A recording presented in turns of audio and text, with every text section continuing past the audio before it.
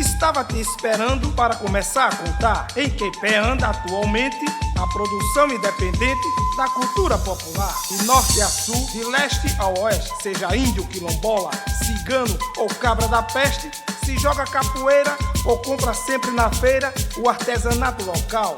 Já precisou de uma parteira? Reconhece a importância do trabalho manual. Em tempos de crise e corte de orçamentos, quem paga o pato com muito sofrimento é quem mais precisa de apoio e equipamentos. Diante deste cenário, uma andorinha só não faz verão.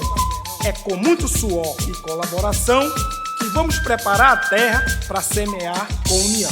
Tecnologias livres, economia solidária, empreendedorismo e cultura popular, das sementes, essas raízes vão brotar. O tronco é o núcleo e cresce em mais de uma direção: educação, produção, economia, memória, gestão, comunicação, conectando o local com o global, com acesso à democratização, gera renda e circulação para o produtor e para a população.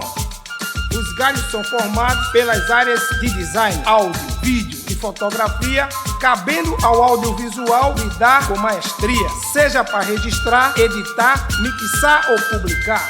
Conte sempre, noite e dia. Cada flor um produto, cada folha um serviço que pode ser dado, trocado ou vendido, pensando a sua complexidade e a necessidade de quem fez o pedido.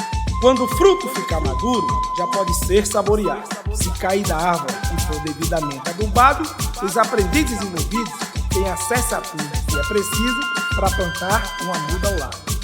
Não pense que essa história é apenas teoria. Em diferentes regiões do Brasil, isso acontece todo dia. E se interessou por essa iniciativa, plante a sua produtora colaborativa.